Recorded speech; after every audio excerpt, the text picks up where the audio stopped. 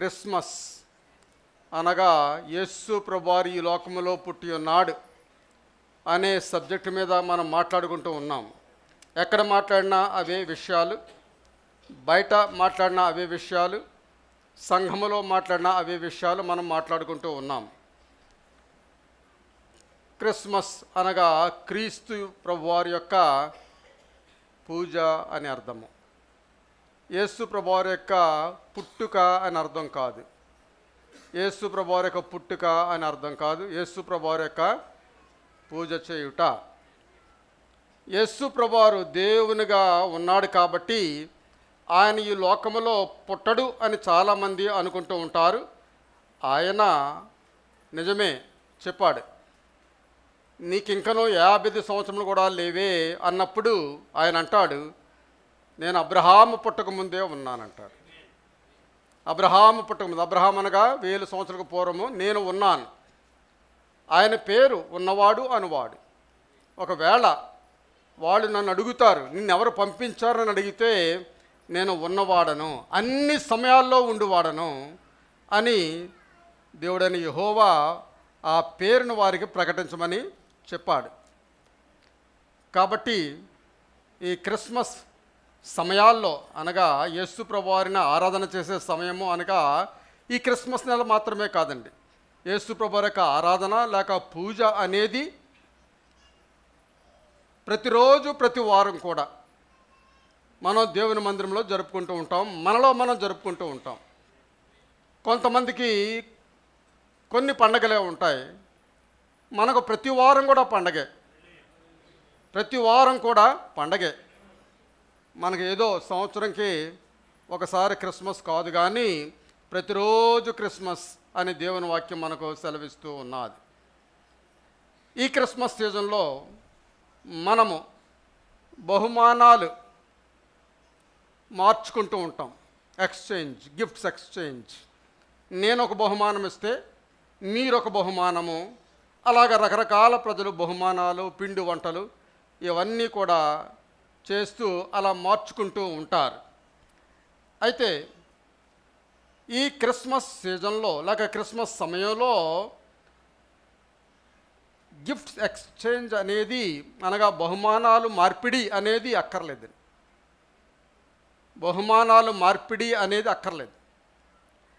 మనకు కావలసిన బహుమానం ఏమిటంటే, మనందరికీ కావలసిన బహుమానము, as we are Christians we have to settle our old disputes. Old disputes అనగా గతంలో మన జీవితంలో ఉన్నటువంటి సమస్యలు, అవి మనం పరిష్కరించుకోవాలి. నీకు నీ భార్యకున్న సమస్య ఎప్పుడైతే పరిష్కరించబడుతుందో అదే క్రిస్మస్కు బహుమానం. నీ పిల్లలకు నీకు ఎప్పుడైతే సమస్య పరిష్కరించబడుతుందో అదే గొప్ప బహుమానం. నీకు నీ ప్రతివాదికి సమస్య ఎప్పుడైతే పరిష్కరించబడుతుందో అదే గొప్ప బహుమానం. అంతకు మించిన గొప్ప బహుమానం ఒక స్వీట్ ప్యాకెట్, ఒక బట్టలు ఇవ్వడం అనేది గొప్ప బహుమానం ఏమీ కాదు. Make peace with others. ఇతరులతో మనము శాంతిని పంచుకోవడము, శాంతిని పొందుకోవడము అనేదే గొప్ప బహుమానం. నమ్ముతున్నారా? అంతకు మించిన గొప్ప బహుమానం ఏమి ఉండదండి. ఆమేన్, హల్లెలూయా. ఫర్గివ్నెస్, క్షమించడము, ఇతరులను క్షమించడం, మనకు మనం క్షమించుకోవడం అనేది గొప్ప బహుమానం. మనం క్షమించుకోలేకపోతున్నాం, మనం క్షమించలేకపోతున్నాం కాబట్టే శాంతి లేకుండా ఉన్నది. మనం క్షమించినట్లయితే శాంతి ఉంటుంది. అబ్రహాం క్షమించినట్లయితే శాంతి ఉంటుంది. క్షమించలేకపోయినట్లయితే మనలో శాంతి ఉండదు. మనం క్షమించగలిగితే అదే గొప్ప బహుమానం. క్రిస్మస్ బహుమానము మనం క్షమించగలిగితే. మన ఇక్కడ ఉన్న మనమందరము కూడా ఏ డిస్ప్యూట్ లేకుండా, ఏ సమస్య లేకుండా మనం ఇక్కడ లేం. అందరూ కూడా ఎక్కడో సమస్యల్లోనే ఉన్నారు. ఆ సమస్య పరిష్కారం కాకుండానే మన జీవితాలు గడుపుకుంటూ ఉన్నాం. అవునండి, మన జీవితాలు ఆ విధముగా గడుపుకుంటూనే ఉన్నాం. అక్కడ సమస్య ఉన్నది, దాన్ని అక్కడ పెడుతున్నాం. ఇక్కడ సమస్య ఉన్నది, దాన్ని అక్కడ పెడుతున్నాం. ఇంకా ముందు సమస్య ఉన్నది, దాన్ని అక్కడ పెడుతున్నాం. అలా పెట్టి మనం పారాడాక్స్ అనగా ఇక్కడ దేవుని మందిరములో పరిశుద్ధులుగా, దేవుని మందిరములో పాటలు పాడుచు, దేవుని మందిరములో దేవుని స్తుతిస్తూ ఉంటున్నాం. సమస్యలు అక్కడే ఉన్నాయి. అవి పరిష్కారం కాలేదు. ఫర్గివ్నెస్ అనేది, క్షమించబడ్డం అనేది లేదు. అనగా నిజమైన క్రిస్మస్ బహుమానం మనం పొందుకోలేదు. నిజమైన క్రిస్మస్ బహుమానము నువ్వు ఎవరినైనా క్షమించగలిగినట్లయితే అది గొప్ప బహుమానం ఇతరులకు ఇచ్చింది. అది గొప్ప బహుమానం. నీవిచ్చే స్వీట్ ప్యాకెట్ గొప్ప బహుమానం కాదు. అది తింటే ఆ రోజుకి అయిపోతుంది. అయితే నువ్వు క్షమించగలిగినట్లయితే ఆ బహుమానం ఎల్లవేళ కూడా నీతో ఉంటుంది, నిన్ను ఉజ్జీవింప చేస్తుంది. ఆమేన్. ఆ తరువాత సంఘములో మనం అందరము ఉన్నాం, కానీ ఒకరికొకరు లేక సంఘములో మధ్య మనం యూనిటీ, ఐక్యత కోల్పోయిన వారిగా మనం ఉంటాం. మనకు మనమే చూసుకొని వెళ్ళిపోతాం, కానీ ఐక్యముగా మనం ఉండలేం.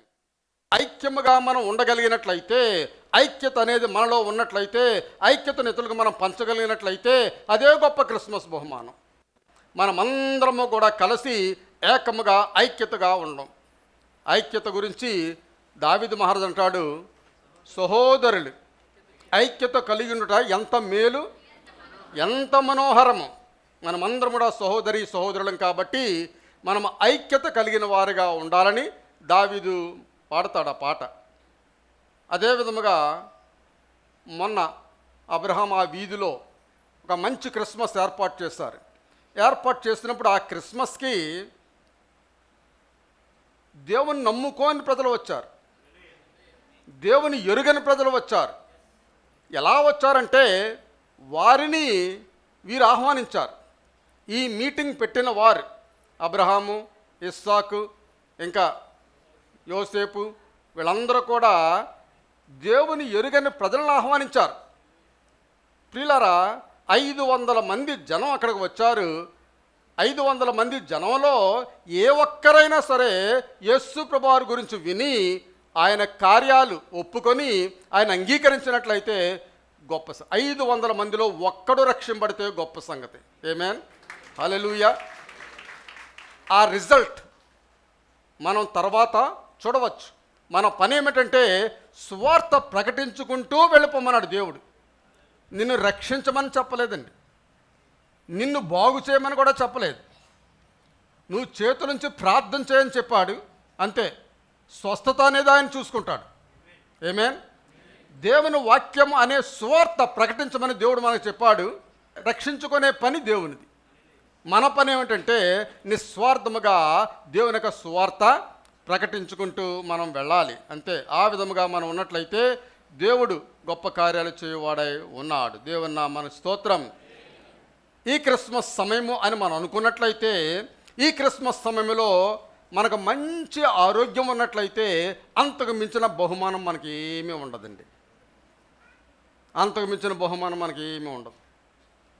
చాలామంది అనారోగ్యంతో ఉన్నారు, అనారోగ్యాలతో బాధపడేవారు ఉన్నారు. అనారోగ్యం నుండి మనం విడుదల పొంది ఆరోగ్యం పొందినట్లయితే అదే గొప్ప క్రిస్మస్ బహుమానము, రియల్ గిఫ్ట్ ఆఫ్ క్రిస్మస్. దేవుని నామమునకు స్తోత్రం. యెషయా గ్రంథములో మనం చదివినప్పుడు నీకు వెలుగు వచ్చి ఉన్నది, నీకు వెలుగు వచ్చి ఉన్నది. ప్రియులారా, దేవుడు మనకు వెలుగునిచ్చి ఉన్నాడు. ఆయన నమ్ముకున్న బిడ్డలైన మనకు దేవుడు వెలుగునిచ్చి ఉన్నాడు. ఆమేన్. ఆ వెలుగు ఎప్పుడు ఇచ్చాడో తెలుసా? మనం ఇంకనూ పాపులమై ఉండగానే ఆ వెలుగు మనకిచ్చాడు. యేసు ప్రభువు ఈ లోకములకు వెలుగుగా ఎప్పుడు వచ్చాడనగా, ఈ లోకమంతా కూడా చీకటితో ఉన్నది. చీకటి అనగా పాపం. పాపముతో ఉండగా యేసయ్య లోకానికి వచ్చాడు. పరిశుద్ధులుగా మార్చబడిన తర్వాత కాదండి. పాపముతో ఉండగా యేసు పాపుల మధ్యకు వచ్చాడు. ఆమేన్. అది చాలా గొప్ప విషయం. అటువంటి గొప్ప విషయం నేను ఎప్పుడు కూడా వినలేదు. ఆమేన్, హల్లెలూయా. కాబట్టి అటువంటి గొప్ప కార్యము దేవుడు జరిగించి ఉన్నాడు. పాపుల మధ్యకు వెలుగు రావడము, చీకటిలో ఉన్న ప్రజలు గొప్ప వెలుగును చూస్తున్నారని అదే పుస్తకంలో మనం చదువుతాం. నీకు వెలుగు వచ్చినది, లెమ్ము తేజరిల్లము, యెహోవా మహిమ నీ మీద ఉదయించెను. అనగా మనం పాపులమై ఉండగానే ఆయన మహిమ మన మీద ఉదయించింది. ఆమేన్. భూమి మీద చీకటి ఉన్నదంటున్నాడు.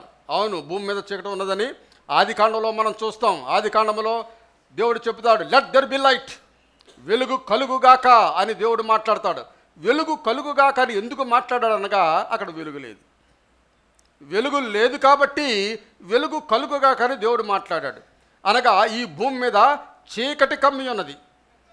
ఆ చీకటిలో జనులందరూ కూడా నశించిపోయే స్థితిలో ఉన్నారు. ఆ సమయంలో దేవుడు వచ్చి ఆయన యొక్క వెలుగు ప్రకాశించినట్లుగా మనం చూస్తున్నాం. ఆదికాండంలో మొట్టమొదటిగా దేవుడు ఆ వెలుగు కమ్మని చెప్పాడు. భయంకరమైన చీకటి, అల్లకల్లోలం అటువంటి స్థితిలో ఉన్నది ఈ భూమి అంతా కూడా. భయము, నరకము, నాశనము, ఆందోళన, అటువంటి స్థితిలో ఈ భూమి అంతా ఉన్నప్పుడు దేవుడు అంటున్నాడు, నీ మీద యెహోవా మహిమ ఉదయించెను అని అంటున్నాడు. చూడుము, భూమి చీకటిని కమ్ముచున్నది, కట్టిక చీకటి జనములను కమ్ముచున్నది. యెహోవా నీ మీద ఉదయించుచున్నాడు, ఆయన మహిమ నీ మీద కనబడుచున్నది, జనములు నీ వెలుగునకు వచ్చెదరు. ఆమేన్. జనములు నీ వెలుగునకు వచ్చెదరు. నీ దగ్గర వెలుగు ఉన్నట్లయితే, అనగా యేసు నీలోనికి వచ్చినట్లయితే, ఆ వెలుగు మనలో ఉన్నట్లయితే, ఆ వెలుగును చూచి ప్రజలు మన దగ్గరకు వస్తారు. నిన్ను చూచి కాదు, ఆ వెలుగును చూచి. నీలో ఉన్న వెలుగు, నీలో ఉన్న యేసు అనే వెలుగు, అనగా యేసు అనే వెలుగు ఏమిటంటే, యేసు అనే వెలుగు ఏమిటండి? యేసు ప్రభువారు ఒకసారి అంటాడు, ఈ బండ మీద నా సంఘాన్ని కడతానంటాడు. ఈ బండ మీద నా సంఘాన్ని కడతానంటాడు. సంఘాన్ని కట్టడం ఏమిటి? బండ అంటే బండ మీద పెద్ద పెద్ద హైదరాబాద్లో బండలు ఉంటాయి, ఆ బండల మీద సంఘాలు కడతాడని అర్థం. సంఘము కట్టడం అనగా ద నేచర్ ఆఫ్ గాడ్, దేవుని యొక్క స్వభావము ఈ ప్రజల్లో నేను పోస్తానంటున్నాడు. దేవుని యొక్క స్వభావము ఈ ప్రజలలోనికి నేను రప్పిస్తాను అని అంటున్నాడు. అదే సంఘము.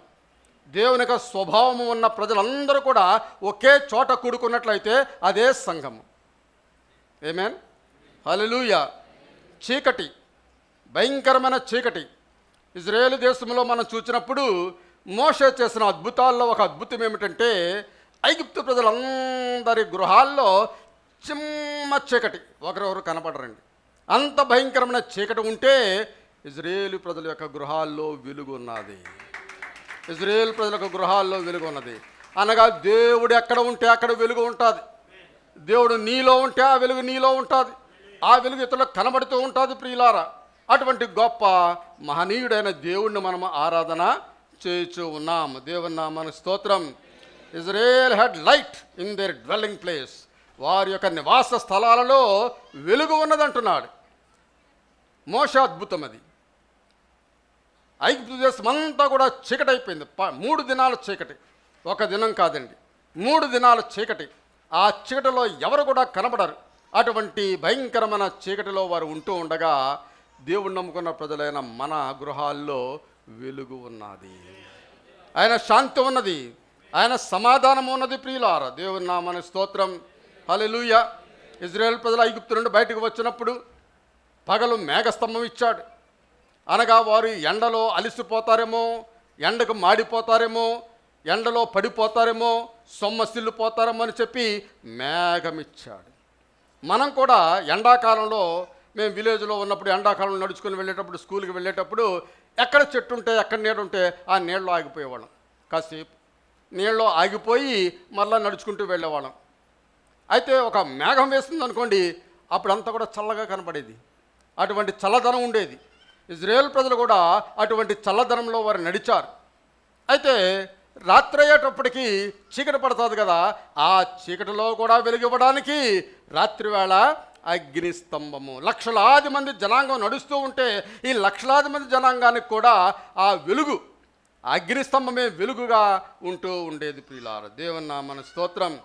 అదే వెలుగు అంటున్నాడు యెషయా, నీకు వెలుగు వచ్చి ఉన్నది, లెమ్ము తేజరిల్లుము, యెహోవా మహిమ నీ మీద ఉదయించుచూ ఉన్నది. దేవుని నామమునకు స్తోత్రం. హల్లెలూయా. ఇజ్రాయేల్ ప్రజలు ఏమన్నా మంచివాళ్ళండి? ఇజ్రాయేల్ ప్రజలు మంచివాళ్ళ? దేవునికి లొంగే ప్రజల, విధేయత కలిగిన వారా, దేవుని ఆరాధన చేసేవారా? లేదు. వారు అటువంటి జనం కాదు, మెడవంచని జనాంగం అన్నాడు. ఇజ్రాయేల్ ప్రజలు మెడవంచని జనాంగం అన్నాడు. అటువంటి వారిని కూడా దేవుడు కనికరించి పగలు మేఘస్తంభము, రాత్రి అగ్నిస్తంభం ఇచ్చాడు. ఎంత గొప్ప దేవుడు అండి, ఎంత గొప్ప దేవుడు! పగలు మేఘస్తంభం, రాత్రి అగ్నిస్తంభం మెడవంచని జనాంగానికే ఇచ్చాడు. అయితే మనము విధేయత కలిగి జీవించినట్లయితే మనకు ఇక మరి ఎంత ఆధిక్యతలు ఇచ్చేవాడై ఉన్నాడో దేవుడు. Amen, hallelujah. The Lord is my light. కీర్తనకారుడు అంటాడు, దేవుడు నాకు వెలుగుగా ఉన్నాడంటాడు. దేవుడే నాకు వెలుగు అంటాడు. ఇంకా అంటాడు, నీ వెలుగును పొందియే, నీ వెలుగును చూచియే, నీ వెలుగును మేము గ్రహించియే మేము వెలుగుచూ ఉన్నామంటాడు. నీ వెలుగు చూచి, నీ వెలుగు పొందుకొని మేము వెలుగుచున్నామంటాడు దావీదు. ప్రియులారా, దేవుని యొక్క వాక్యం అనే వెలుగులో మనం నడుచువారుగా ఉండాలని దేవుడు కోరుచున్నాడు. ఆ వెలుగు మనం కలిగి ఉండాలి. ఆ వెలుగు గురించి జ్ఞానైన సొలొమోను అంటాడు, అది చాలా మనోహరమైనది అంటాడు. ఆ వెలుగు చాలా మనోహరమైనది అనగా యేసు ప్రభువారు మనోహరమైన వాడు, ఆయన పరిశుద్ధుడు, మనోహరమైన వాడు, శాంతియుక్తుడు, సమాధానకర్త. ఆయనకు 5 డిగ్రీలు ఉన్నాయి. 5 డిగ్రీలు ఏమిటండి?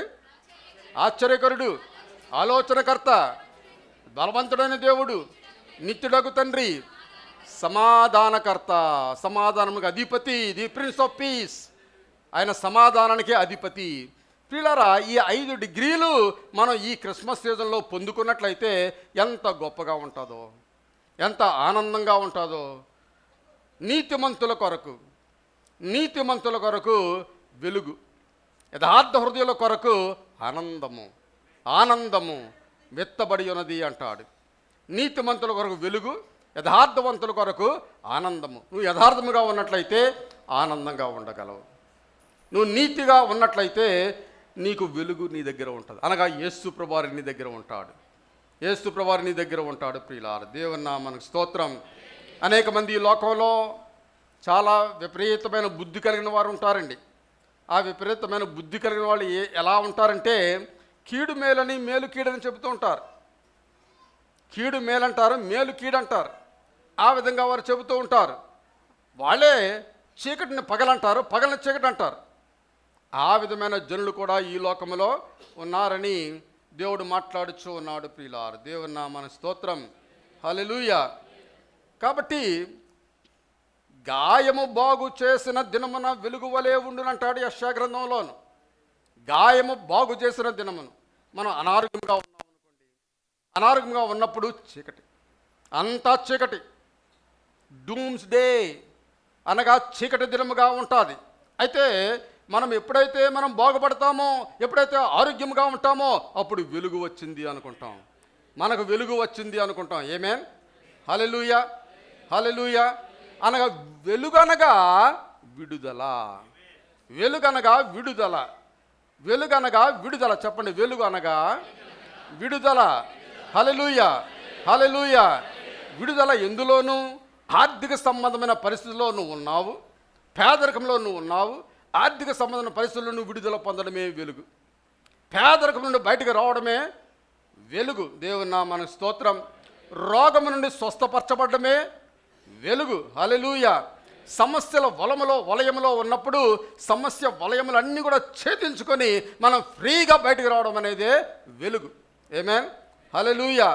జగడములు, గొడవలు, ఏహభావము, ఒకరికొకరు పడదు, అటువంటి స్థితిలో ఉన్నప్పుడు నువ్వు శాంతియుతముగా నువ్వు ఎప్పుడైతే ఉండగలవో అప్పుడు దేవుని యొక్క వెలుగు నీ దగ్గర ఉన్నదని అర్థం.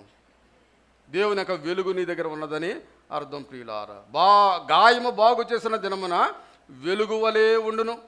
ఆమేన్, హల్లెలూయా. కీర్తనకారుడు, నీ వాక్యము నా పాదములకు నా త్రోవకు వెలుగునై ఉన్నది. హల్లెలూయా. నీ వాక్యము అనగా దేవుని వాక్యం అనగా దేవుడు, దేవుడు వాక్యం అనగా దేవుడు. ఆయన పేరు దేవుని వాక్యం, ఆయన పేరు దేవుని వాక్యం. ఆమేన్. ఆయన పేరు దేవుని వాక్యం. మనం రెవల్యూషన్లో చదివాం కదా, ఆయన పేరు దేవుని వాక్యం అని మనం చదువుకున్నాం కదా. రెవల్యూషన్లో చూడండి ఒకసారి, పురాణ గ్రంథంలో చూసినప్పుడు ఆయనకు ఒక పేరు పెట్టబడి ఉన్నది అంటాడు. 19వ అధ్యాయంలో వ్రాయబడిన ఒక నామము ఆయనకు కలదు, వ్రాయబడిన నామము కలదు, అది ఆయనకే కానీ మరి ఎవరికని తెలియదు. రక్తములో ముంచబడిన వస్త్రము ఆయన ధరించుకొని ఉండెను, మరియు దేవుని వాక్యము అను నామము ఆయనకు పెట్టబడి ఉన్నది. యేసు యొక్క నామం ఏమిటి ప్రియులారా? దేవుని వాక్యము, ది వర్డ్ ఆఫ్ గాడ్. దేవుని వాక్యం అనే నామము 19వ అధ్యాయము 13వ వచనంలో మనం చూసినప్పుడు యేసు ప్రభువు యొక్క నామము దేవుని యొక్క వాక్యము, దేవుని యొక్క వాక్యము. అందుచేతనే ఆ వాక్యం అనగా యేసు ప్రభువారే మన పాదాలకు దీపంగా ఉంటాడు. మన నడవడిక స్థిరముగా లేనట్లయితే సరిచేయవాడై ఉంటాడు. మనం ఎప్పుడైనా చీకట్లో నడుస్తున్నప్పుడు ఒక టార్చ్ లైట్ వేసుకొని వెళ్ళినట్లయితే కరెక్ట్గా వెళతాం. ఆ చీకట్లో నడవాలంటే స్టంబుల్ అయిపోతాం, పడిపోతాం, ఏ గుంటలో పడతామో మనకు తెలియదు. ఆ విధముగా మన యొక్క నడక ఉంటుంది. అయితే వెలుగు ఉన్నప్పుడు మనం ఆ విధంగా స్టంబుల్ అయ్యే పని ఉండదు, అటు ఇటు తూలిపోయే పని ఉండదు, ఆ గుంటలో ఈ గుంటలో పడిపోయే పని ఉండదు. ఆ వెలుగు మనకు కావాలి. యేసయ్య మనకు వెలుగుగా ఉన్నాడు ప్రియులారు. దేవుని నామమునకు స్తోత్రం. హల్లెలూయా. 19వ వచనంలో మనం చదువుకున్నాం కదా, యెహోవాయే నీకు నిత్యమైన వెలుగు, యెహోవాయే నీకు నిత్యమైన వెలుగు. దేవుని నామమునకు స్తోత్రం. నీ సూర్యుడు ఇక అస్తమింపడు. ఎంత గొప్ప విషయం అండి. సూర్యుడు ఇక అస్తమింపడు. మన సూర్యుడు యేసయ్య అస్తమింపడు. నీ చంద్రుడు క్షీణింపడు. యెహోవాయే నీకు నిత్యమైన వెలుగుగా ఉండును. నీ దుఃఖ దినములు, అదే క్రిస్మస్ బహుమానం. నీ దుఃఖ దినములు సమాప్తమాయేను. క్రిస్మస్ బహుమానము మన అందరికి కూడా దేవుడు ఇస్తున్నాడు. మన దుఃఖ దినములు సమాప్తము చేసి క్రిస్మస్ బహుమానం దేవుడు మనకు అనుగ్రహించువాడై ఉన్నాడు ప్రియులారా. దేవుని నామమునకు స్తోత్రం. హల్లెలూయా. యేసు ప్రభువారు మత్తయి సువార్తలో వచ్చేటప్పటికి మీరు లోకానికి ఉప్పై ఉన్నారంటాడు, లోకానికి ఉప్పై ఉన్నారంటాడు. అదే వచనాల్లో క్రిందకు చదివినట్లయితే మీరు లోకానికి వెలుగై ఉన్నారంటున్నాడు. ఆమేన్. మనము లోకానికి వెలుగుగా ఉన్నామని దేవుడు అటువంటి డిగ్రీ మనకిచ్చాడు ప్రియులారా. అటువంటి గొప్ప ఆధిక్యత దేవుడు మనకిచ్చాడు. అటువంటి ఆధిక్యత ఎవ్వరు కూడా కలిగి ఉండరు. మనం లోకానికి వెలుగుగా ఉండడం ఏమిటి? నువ్వు లోకానికి సూర్యుని వలె ఉండడం ఏమిటి? లోకానికి చంద్రుని వలె నువ్వు ఉండడం ఏమిటి? అది దేవుడిచ్చిన ఆధిక్యత. ఆమేన్. దేవుడిచ్చిన గొప్ప ఆధిక్యత, డిగ్రీ మనం అది కలిగి ఉన్నాం. మీరు లోకమునకు వెలుగై ఉన్నారు.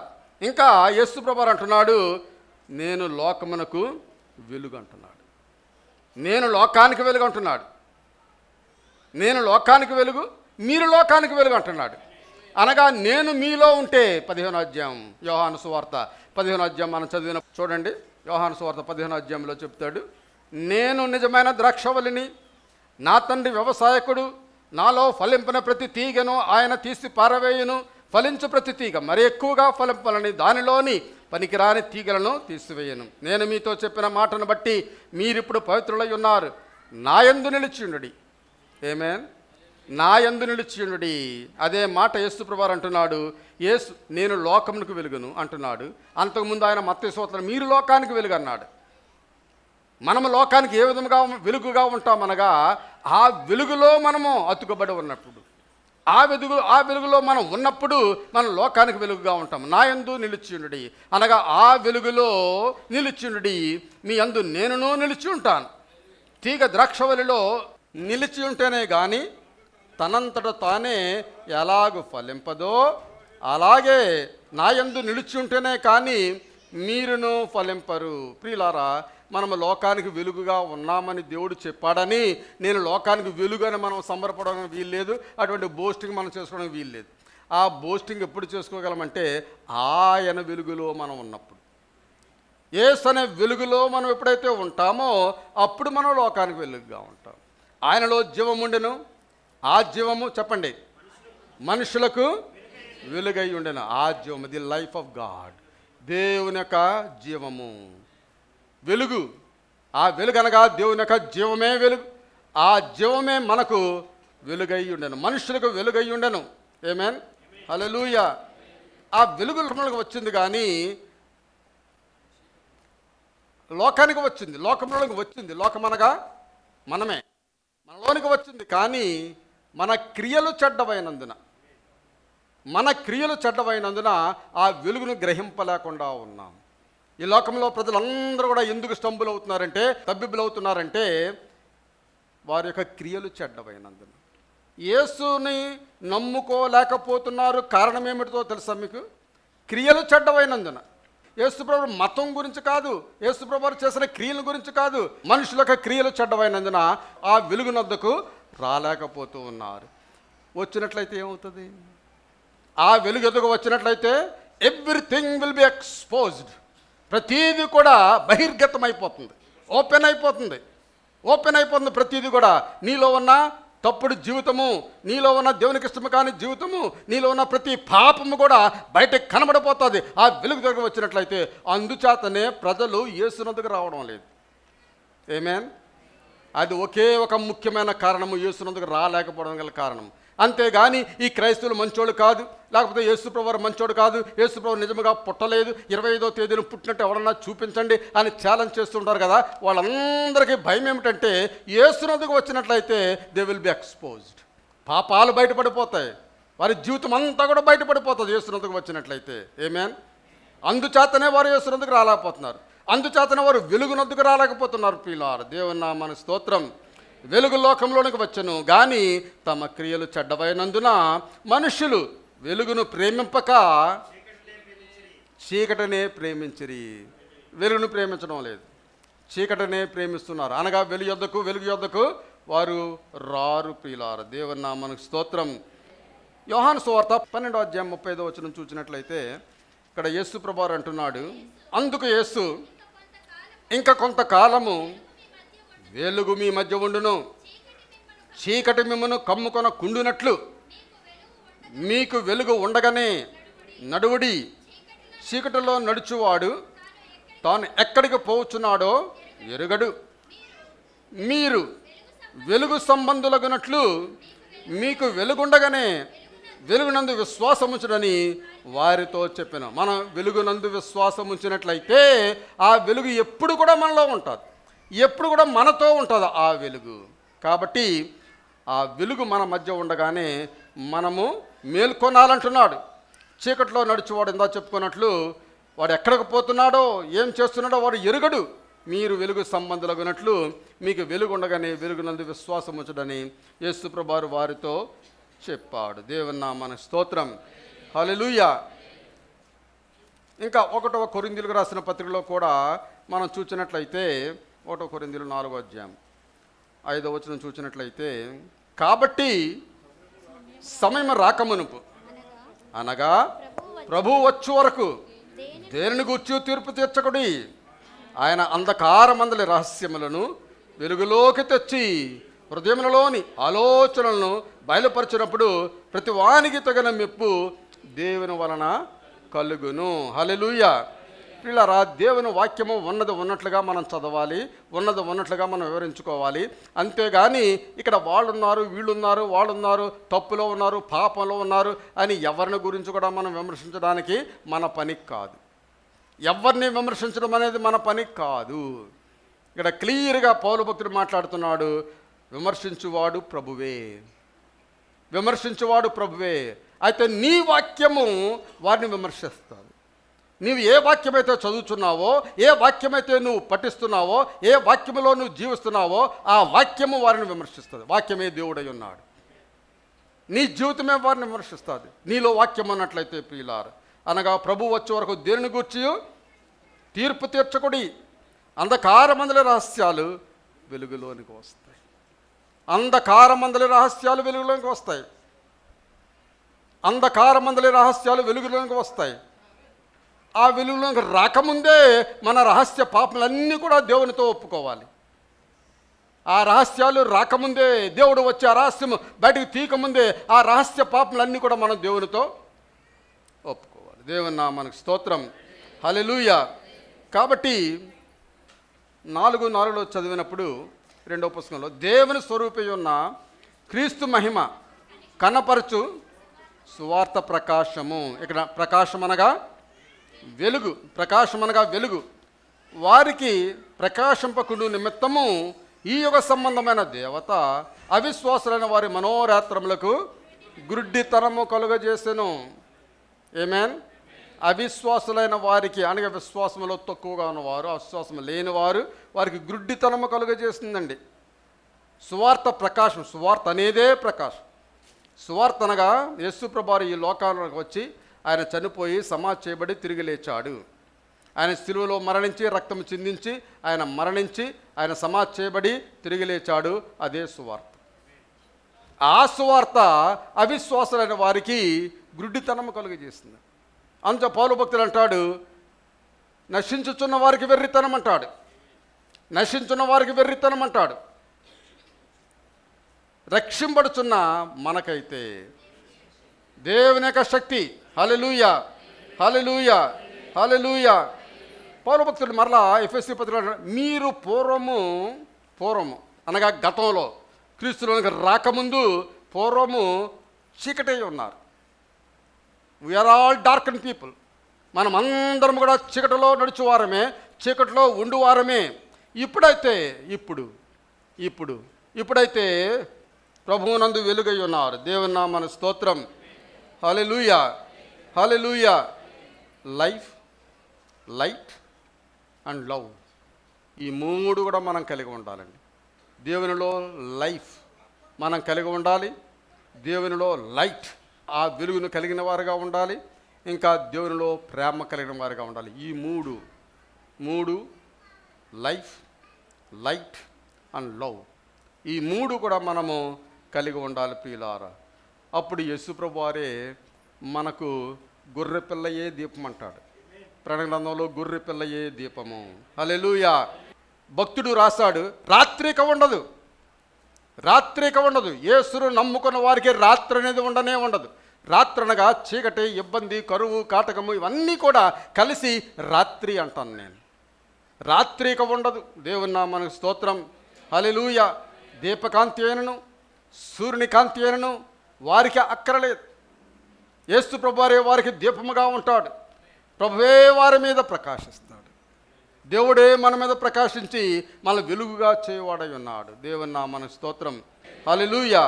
కాబట్టి ప్రియ సహోదరి సోదరులారా, ఈ దినము ఆ వెలుగును డెమాన్స్ట్రేట్ చేయడానికి అనగా ప్రదర్శించడానికి మనం కొవ్వొత్తులు వెలిగించి మనం డెమాన్స్ట్రేట్ చేస్తుంటాం. ఇదేదో పారంపర్యాచారంగా వచ్చినది, ఆచారంగా వచ్చిన ఈ ప్రక్రియ మనం చేస్తూ ఉంటాం. కానీ నిజమైన వెలుగు మనలో ఉన్నట్లయితే మనము లోకానికి వెలుగుగా ఉంటాం.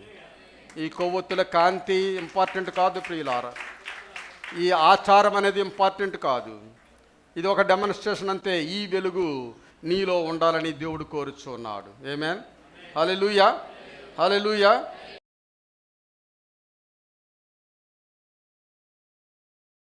పరిశుద్ధుడు సర్వాధికారి యేసు ప్రభువా, మీ శ్రేష్టమైన నామానికి వందనాలు.